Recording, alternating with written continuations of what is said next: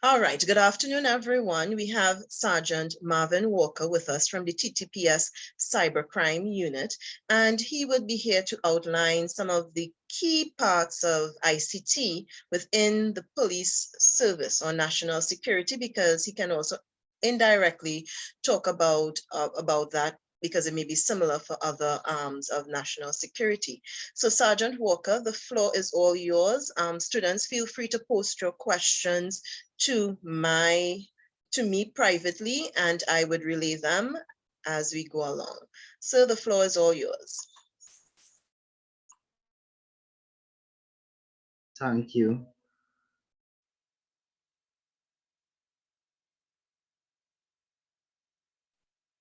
And thank you for that introduction. In the presentation before, it spoke about certain careers in the ICT department or the ICT area. I'm here to speak about the functions of the Cyber and Social Media Unit of the Trinidad and Tobago Police Service. Whereas we treat not so much with cyber security, but cyber crime investigations. It's just a slight difference when it comes to that. But as we go along, feel free to ask any questions and we would explain further.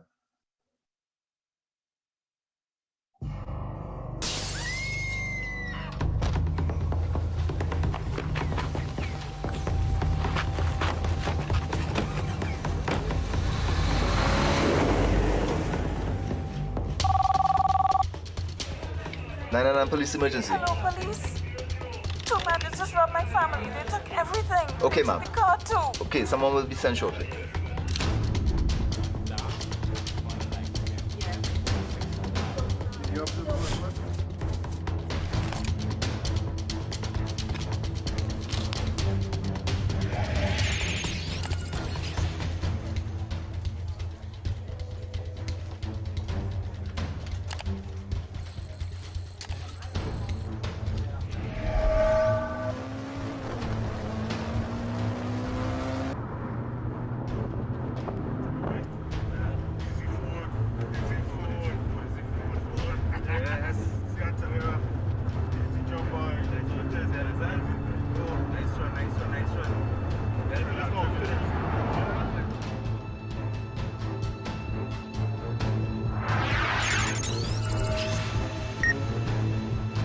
Baby girl.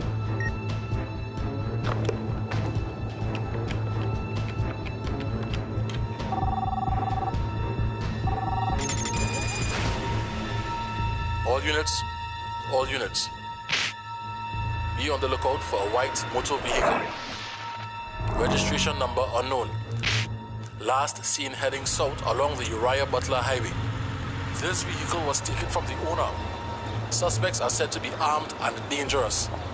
All units reading this transmission, please acknowledge the command center. Over. Look, vehicle spotted. Roger, command center. Vehicle spotted. ITF in pursuit.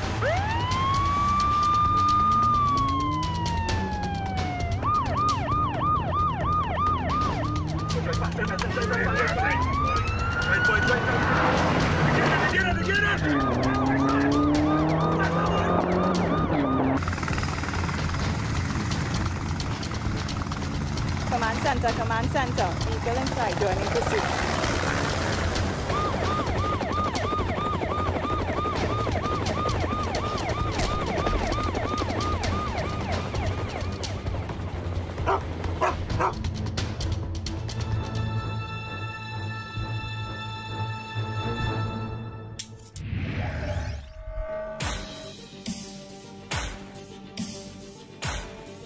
Make policing a career. Join the Trinidad and Tobago Police Service. Stand out and serve with pride.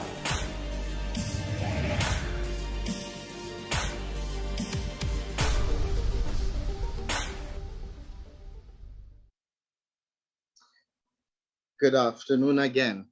In that recruitment video, it showed or displayed the various departments within the Trinidad and Tobago Police Service. And part of the video, you see where it was tracking the the mobile device that was stolen. That is one of our mandates or one of our functions at the Cyber and Social Media Unit. The Cyber and Social Media Unit was initially created way back in 2008. However, with the change in the introduction of the Commissioner of Police, former Commissioner of Police Gary Griffith, it changed to Cyber and Social Media Unit, where we introduced a new arm in terms of social media investigations, right? I have been at the Cyber and Social Media Unit since its inception in 2008. However, prior to that, the unit operated under the Homicide Bureau of Investigations, where we used technology to assist or aid in homicide investigations. We have now branched out to all other aspects of within the Trinidad and Tobago Police Service. Our vision at the Cyber and Social Media Unit is to be the premier digital forensics and social media investigative lab in the Caribbean region by building a scientific bridge between electronic evidence and investigations. Our mission is to support all investigations where there is a digital element and to promote high ethical and digital forensic standards. You would see the term used there, the words used in digital forensics. In a moment, we would go through in terms of the definition in terms of cybercrime and what exactly is digital forensics and what it entails. Our mandate, which was formed by Departmental Order 52 of 2020, that's just an internal TTPS document formally establishing the unit. And we were established to assist all investigators of the Trinidad and Tobago Police Service with technology-based investigation. The unit is designed to operate as an intelligence gathering tool, providing investigators with an analytical approach to all investigations. What are some of our core functions? To conduct live analysis on networks connected and multiple online platforms.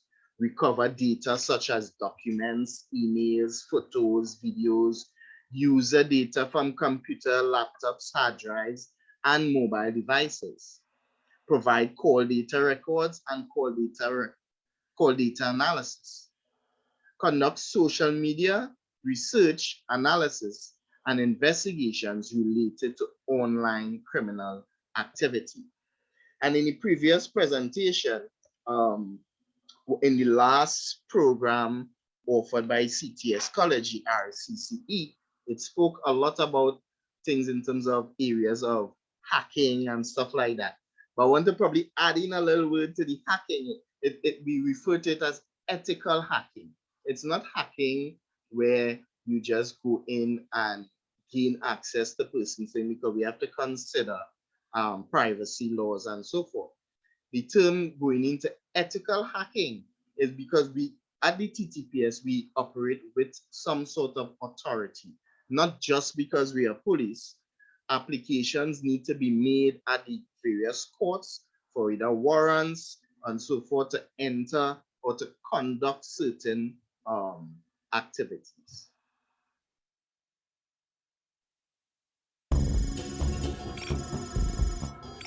In the FBI's cybercrime division, Busy night for the bad guys? Even busier night for us. they can catch any criminal with the touch of a button. You got him now. We need you to knock down a door for us. Move it! Freeze, police! The suspect's in custody. Good work.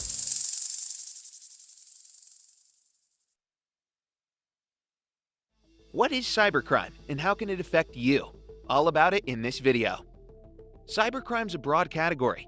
It covers any unlawful activity that involves computers or their networks. Cybercriminals can be lone wolves, organized crime groups, or even governments, and they can employ various tools and tactics. Malware is one of the most common methods of attack.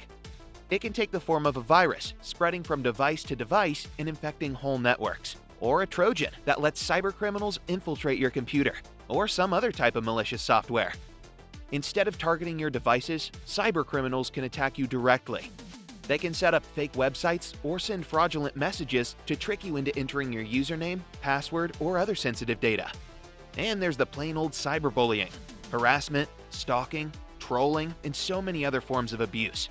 The newest research by NordVPN shows that people who live in developed countries, spend a lot of time on the internet, use a lot of online services, and earn higher wages are most vulnerable to cybercrime. Cybercrime is a multi-headed beast, so you need to take various measures to protect yourself. Don't click on shady links. Don't enter your private information if you're not sure it's safe. Keep your software updated. And of course, when online, turn on NordVPN. So what is cybercrime? Cybercrime is any crime in which a computer is the object of the crime or is used as a tool to commit an offense. Most common cybercrimes work by accessing, stealing sensitive and personal information that can cause great damage to personal finances. It may also include cyberbullying, where a person is shamed or ridiculed using the internet. This is especially common among teenagers and young people. So you, the target group here, students, have to be mindful in terms of some of their peers and their activities as it relates to cyberbullying and so forth. The risk of cybercrime may be minimized by putting appropriate measures in place, being empowered with the right information and a few simple steps to protect you. You can enjoy the internet while keeping your property privacy and loved ones secure. And this is where the cybercrime and the TTPS comes in to assist in terms of trying to prevent some of these heinous, online activities and so forth. At the TTPS, not only in the cyber and social media unit, there's also careers within the IT departments at the at the TTPS, where it have aspects in terms of network security, it have data entry clerks and so forth, right? The steady increase in the number of users and connections creates new vulnerabilities and opens more potential victims to cyber attacks. The COVID-19 pandemic has seen a surge in connections from private to corporate systems as telework became the norm in many sectors and industries. And just as we are in this same platform here, in the past or when the start of the pandemic, we had cause to deal with a number of Zoom bombing reports. And I know you all would know the term in terms of the Zoom bombing. A number of Zoom bombing reports we had to deal with at the cyber and social media unit. This development has made many corporate networks more vulnerable to cyber attacks. The availability of cybercrime services online as a part of a crime as a service business model makes cybercrime more accessible by lowering the technological expertise required to carry out these crimes. So on one scale, on one side of the scale, the criminals, the increase in criminal activity as it relates to the internet is increasing. And we as law enforcement have to step up our game. And we are looking forward to students like yourselves who are interested in careers within the ICT department to come on board and give that helping hand, that aid. It's not just, don't think of it as you're helping the TTPS, you're helping your neighbor, you're helping your family, your friends, your teachers who may be subjected to cyber attacks. So what is digital evidence? Digital evidence is information and data of value to an investigation that is stored on, received, or transmitted by an electronic device. This device is acquired when data or electronic devices are seized and secured for examination. Digital evidence is usually not in a format that is directly readable by the human, right? But it requires some additional steps to convert. And this is where the expertise in terms of IT-related solutions and tools that aid in converting this information, this digital information, And I'm certain some of you guys are within the ICT field or would have pursued some of your subjects in that field and would know that, I mean, computer language is ones and zeros, that is binary. So in the forensic aspect, it's pulling that information and translating it back into that sort of human readable format. Right? What is the process of digital forensic investigation? Identification, preservation, collection, examination, analysis, interpretation, documentation, and presentation. And on the presentation aspect, I have, throughout my career, I've given evidence at both the magistrate level and the high court level in presenting evidence to aid in, the solving of a crime. Over the years, I have been privileged to be part of several ongoing training courses. On average, because technology is a sort of very dynamic field, we on average do training sometimes twice or three times per year. Some of this training has taken me to various parts of the world, Bahamas, various states within the US, Curacao, Panama, a whole host, all of the island chain. So not only as a career in terms of law enforcement, it gives you that opportunity to sometimes just travel the world and gain that experience. But the main part in terms of the foreign travel and training and so forth is that you network. You meet a lot of people within the same field, within the various fields of ICT. Just recently, we completed a training with the Chinese embassy with China, albeit it was virtual because within the middle of the pandemic, we were able to go on various virtual tours, visit some of the big data tanks, think tanks and areas within China. And albeit if the pandemic was going on and travel was free and so forth, this would have been a trip to China. So there's a lot of opportunities to see the world, see what other people do on the outside in terms of their advancements.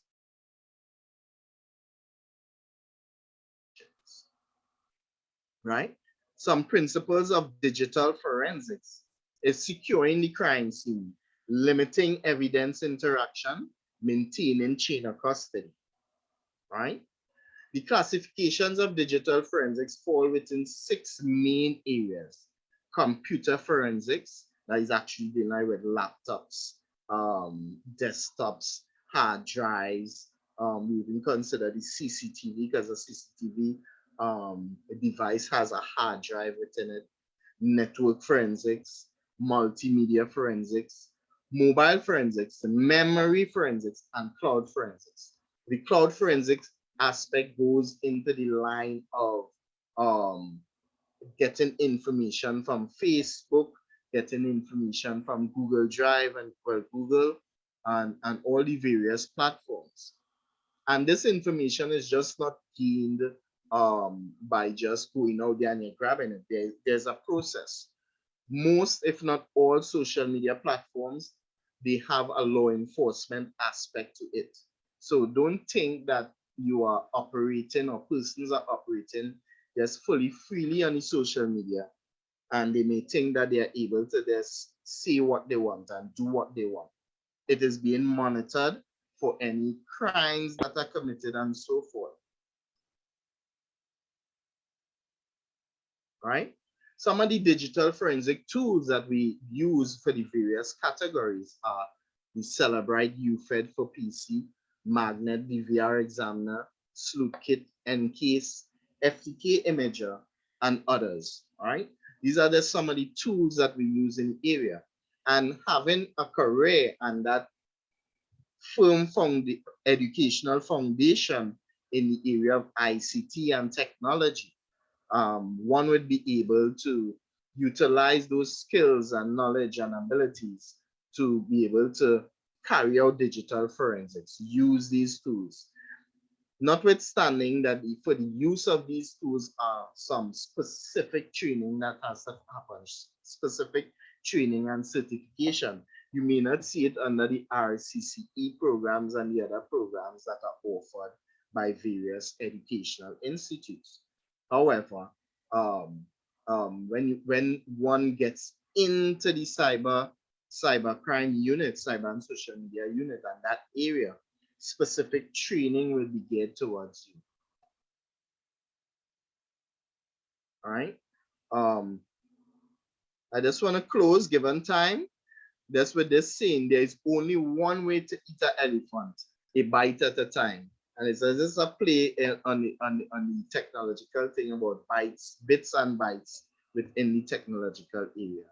So thank you for allowing me to share some of the functions of the cyber and social media unit, and some of the career that you could embark on when you enter into the Trinidad and Tobago Police Service. The Trinidad and Tobago Police Service also partners with other key areas or other key departments within the national security. In particular, there is the Trinidad and Tobago Cybersecurity Incident Response Team.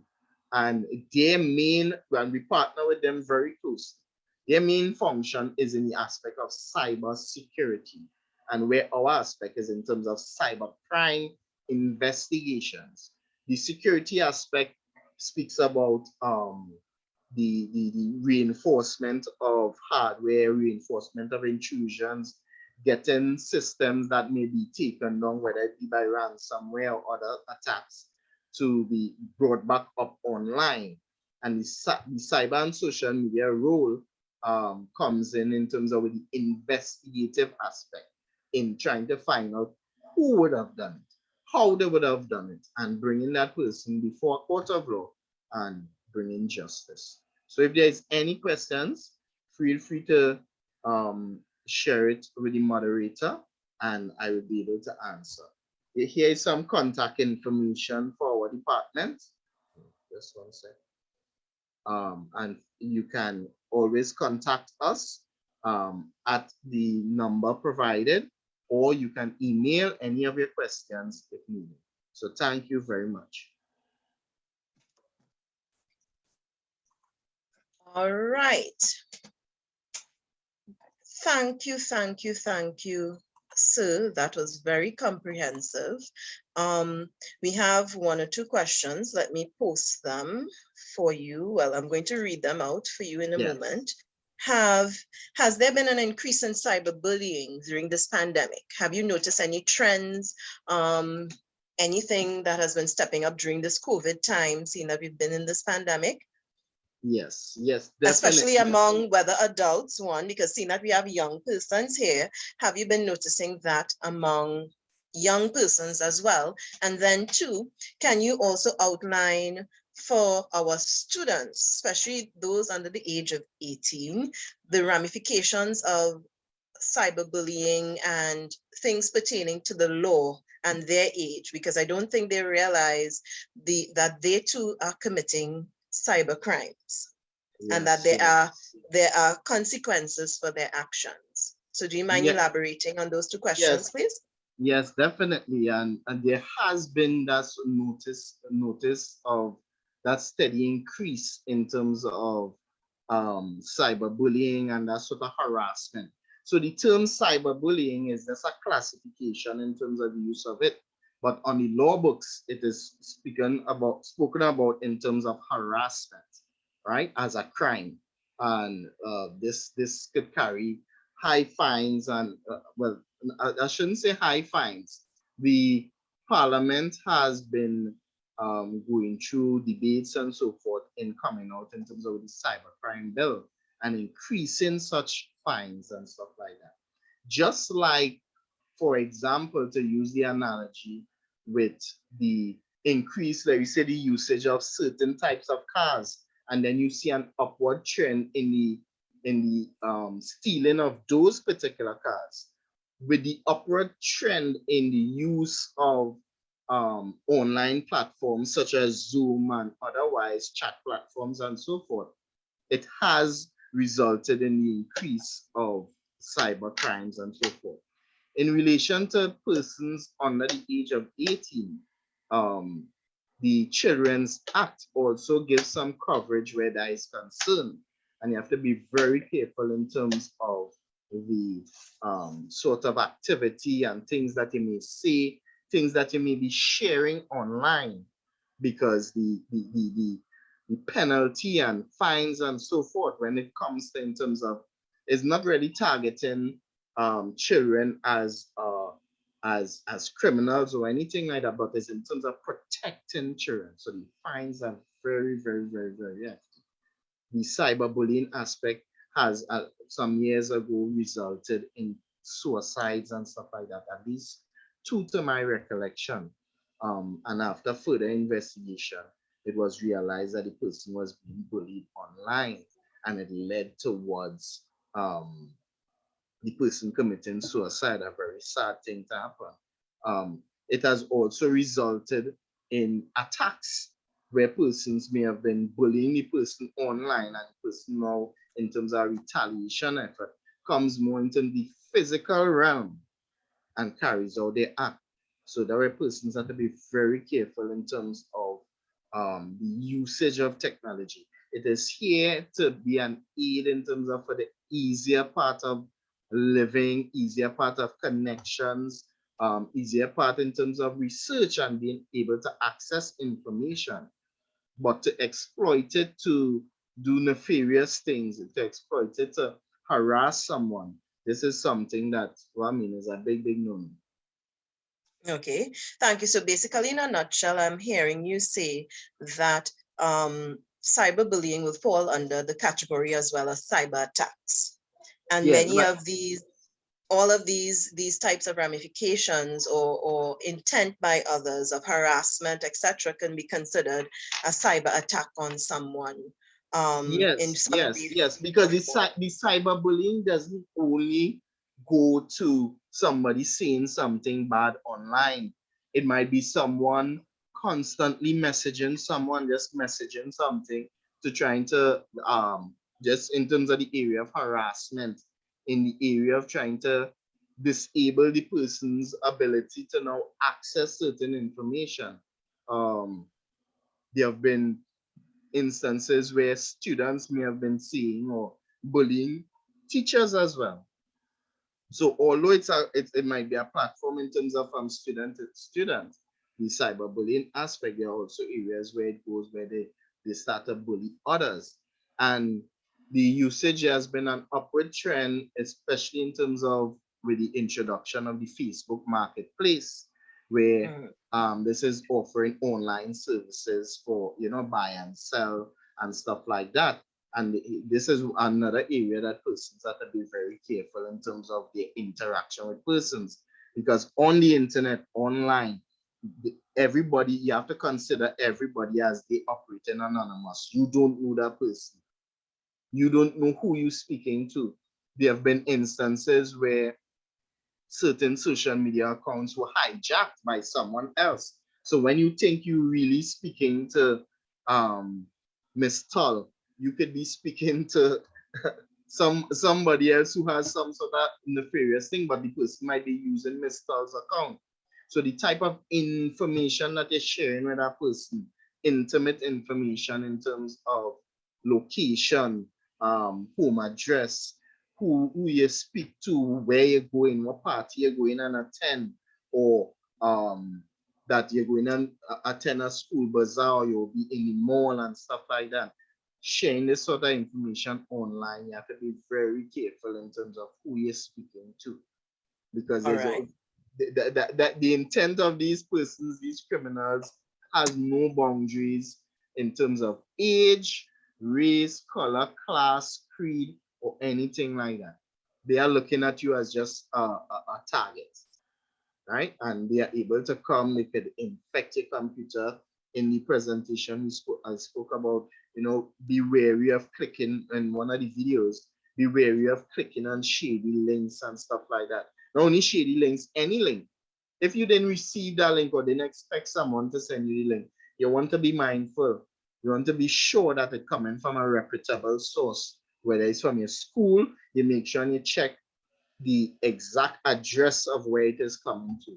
Not because your customer getting the email from sped at what edu.tt or whatnot. Sometimes these criminals might put extra D in there. They might put some number inside of there, but that is not the official link. The link is always specific. It is unique.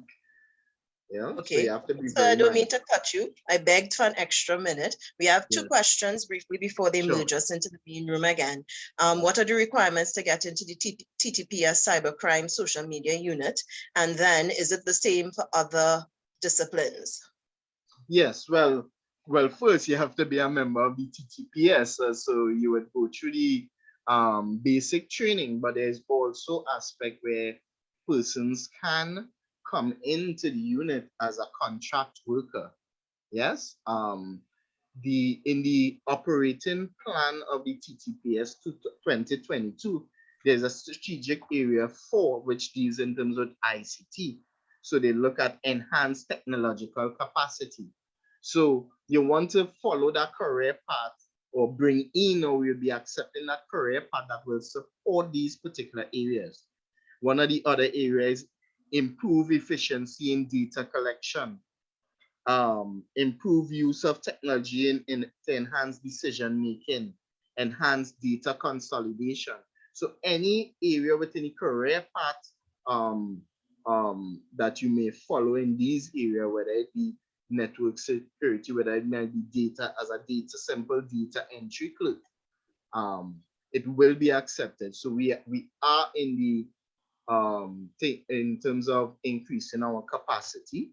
We have capped it off at looking at least an associate degree in an ICT discipline to give support in that area. But as mentioned, you must become in terms of police officer first, and First, the then come basic to the basic requirements training. first, Yes, and yes. work your way up and get the training and relevancy. Yes, yes. Right.